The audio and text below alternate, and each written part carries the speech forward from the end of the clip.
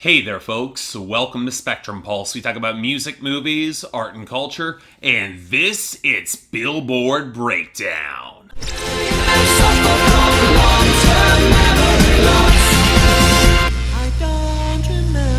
Okay, I made the statement last week that things were likely to slow down after the big album bombs, but I did not expect it to slow down this much. Of course, it was still a modestly busy week within the charts, fair number of gains and losses, sizable number of returning entries, even some top 10 activity, but we only have 2 new songs this week, so regardless of what I do, it's gonna wind up being a pretty short episode here, at least until 6ix9ine crashes through next week, but we'll deal with that engorged appendix when it explodes. In the meantime, and to get that disgusting image out of your head, let's go into the top 10, where, once again, God's Plan by Drake is dominant, and at this point, its lead is kind of ludicrous. Still dominant on sales and streaming, with twice the YouTube of its competition, and huge airplay gains. This song, which I cannot remember for the life of me, it's entrenched, and right now, I don't see the competition. Certainly not Perfect by Ed Sheeran, which despite good sales is losing airplay and streaming, with Finesse by Bruno Mars and Cardi B up at number 3, digging deep into its margins on the radio. But without the sales to make that deeper inroads, it's a real chance it could stall out. It's above Havana by Camila Cabello featuring Young Thug still at number 4, but its radio is dying fast along with its sales. I mean, it's got YouTube as a stabilizing force, but even that will not hold out forever. Unfortunately, this means it's vulnerable to Look Alive by Blockboy JB featuring Drake up to number 5, which despite sales evaporating has enough streaming to rise above Rockstar by Post Malone featuring 21 Savage dissolving down to number 6, which is just weakening across the board, especially on the radio. Now this leaves room for All the Stars by Kendrick Lamar and SZA to rise up to number 7, partially on the continued strength of Black Panther, but also really good sales and streaming, and radio looks like it's catching up too. Hell, it's enough to rise past Meant to Be by BB Rexha featuring Florida Georgia Line at number 8, which might have better sales and a lot of radio momentum, but streaming is weaker overall, so it got past. But then we've got our second Black Panther song, this one returning to the top 10, Pray For Me by Kendrick Lamar and The Weeknd at number 9, pulling on great sales and streaming gains to match its own surging radio, all of which puts it above Stir Fry by Migos, clinging on to number 10 on good streaming, YouTube, and pretty much nothing else. If it loses any of that, it's gone. So next up are losers and dropouts, and there are a few sizable ones in the latter category, most notably Filthy by Justin Timberlake, 1-800-273-8255 by Logic featuring Alessia Cara and Khalid, and Roll in Peace by Kodak Black featuring XXXTentacion, About Damn Time. And really, when I look at our losers, I'm generally okay with most of these too. Yeah, I kinda liked Legends by Kelsey Ballerini, which is down to 87, and For You by Liam Payne and Rhea Ora wasn't gonna last beyond 50 Shades Freed, so it's down to 92, but One Foot by Walk the Moon being generally pretty forgettable at 98, that's not bad in my books, and I'm not going to complain that Endgame by Taylor Swift featuring Ed Sheeran and Future has collapsed further to 91, it's going to be gone really soon. Beyond that, Notice Me by Migos featuring Post Malone dropped down to 88, and Big Shot by Kendrick Lamar and Travis Scott is at 83. Again, neither song's all that good, I can't really complain there. Now, where things get a little bit more interesting come in our gains and our returning entries, the latter of which I'd be hard-pressed to find anything all that good. I mean,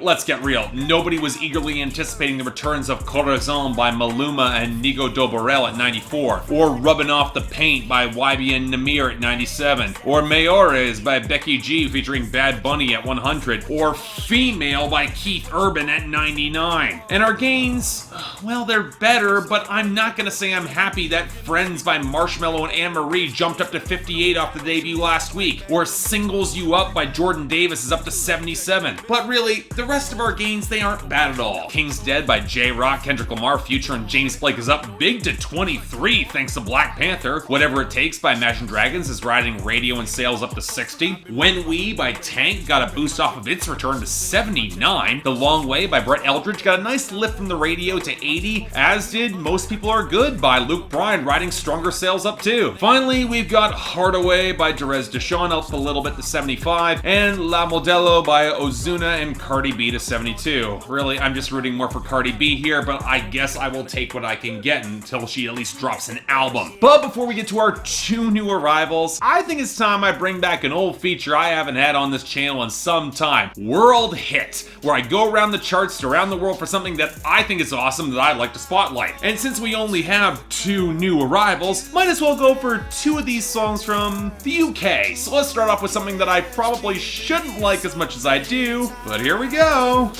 Stumbling through the night, it doesn't matter, we're all together, and it's paradise in our minds, falling together, arms around each other. I know you know me too.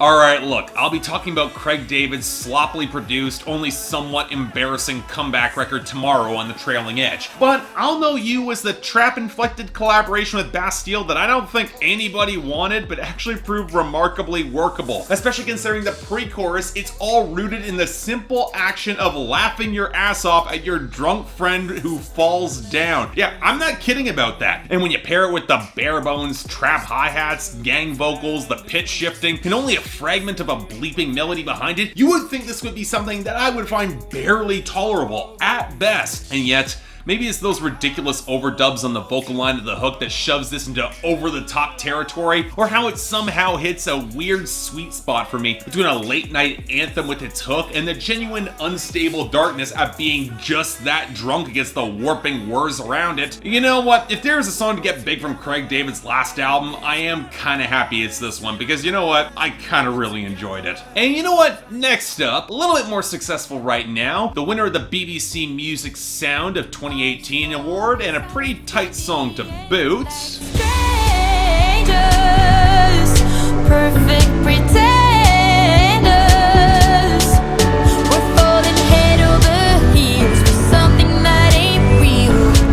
It could never be us, it's just you and I. Alright, some context. Sigrid is a Norwegian synth-pop artist who released her debut EP Don't Kill My Vibe last year, and it got some traction. But her song Strangers has gotten a lot bigger, even cracking the top 10 in the UK right now and the top 10 in her home country. And you know, I'm okay with that. Her vocal timbre has a level of precision and control that's a good fit for this wiry synth leads driving so much of the groove. Then you have the tight keys, the twinkling accents, the sort of synth-pop that seemed to hit a real watershed crossover moment about 3 years ago, and I honestly wish it had stuck around a fair bit more instead of all the trap stuff we've gotten. Now, what caught me off guard about more of this song was the content, with the focus on trying to recreate a very specific image of love and affection with somebody else in the relationship where the chemistry just is not there. Something that both partners seem very much aware of, and they need to reconcile if they're going to be more than just strangers to each other propping up empty dreams. Which, yeah, it's a kind of nifty contrast to the twinkling elements and the pounding groove to emphasize the adrenaline rush to build something. And when you see that Sigrid wrote it herself and also seems to have some pretty damn good taste in synth-pop going forward,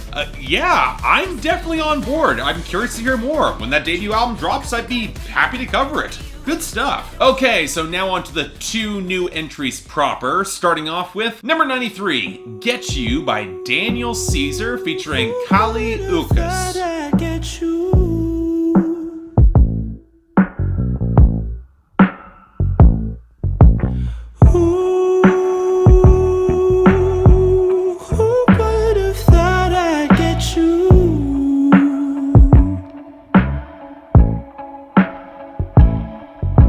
There's a part of me that's a little bit thrown to see Daniel Caesar on the Hot 100. I remember his debut album dropping last year and getting some real critical acclaim, but I was on the road in the States at the time of its release and I never really got the chance to dive in deeply. And with this, well, I get why it got acclaim with the languid bass line, the sparse touches of melodies and the keys and guitar, Daniel Caesar's measured but expressive delivery balanced effectively against Khalid Uchis. It got a real liquid, organic sensuality that really clicks. But at the same time, I keep wishing I liked this a little bit more. The writing feels a tad bare bones, a little basic. The interplay doesn't really add more to the story between the 2 artists. And as much as I like the richer layering in the vocals in the back half, it can't help but feel a little bit underwritten for its length. It's definitely a good song with a really solid slow burn, but I'm not quite sure I'm all the way on board just yet. Could get there though. Good track. And finally, number 43, Love Lies by Khalid and Normani. underneath the sunrise. Show me where your love lies. Alright, look, it was only a matter of time before other members of Fifth Harmony started on solo ventures, and when I heard that Normani, who I've consistently labeled as the best singer of the group, was teaming up with Khalid for her first track, I was really encouraged. I was cautious, sure, but it did seem like there was some potential here, and yeah, there is, as this is a pretty good song with a firmer, rubbery bass beat providing the foundation and groove for the desaturated, damp guitars and the traces of wheedling melody. And I like the give and take of the flirtation of the lyrics. It comes together pretty decently. But I'm not really impressed by the vocal chemistry between Khalid and Normani. The hook feels a tad flat, and the layering places his mid-range against her lower register, which just doesn't flow together and match as well as it should. And when you pair it with all the fuzziness around the edge of the mix, it doesn't quite set the mood nearly as effectively as it should. It doesn't seem to have a lot of spark here. I don't deny that it's promising, and I hope it gets her the momentum for later crossover songs. I think she's got a great voice yet again, but here, I'm not really won over. It's good, but not really great. So that was our week, and really, I'm not giving out a worst of the week. There's no point when I'm just picking between two pretty decent to good songs. Best of the week, though, is going to Get You by Daniel Caesar and Khalid Uchis. The chemistry in the groove is just better, and I'm looking forward to where they're gonna go next. But first, we're probably gonna have to deal with the nightmare of 6ix9ine coming. Say nothing of that Post Malone Ty Dolla $ign collab. Stay tuned, folks, it could get pretty ugly. But till then, I'm Mark, you're watching Billboard Breakdown on Spectrum Pulse, and I'll see you next time.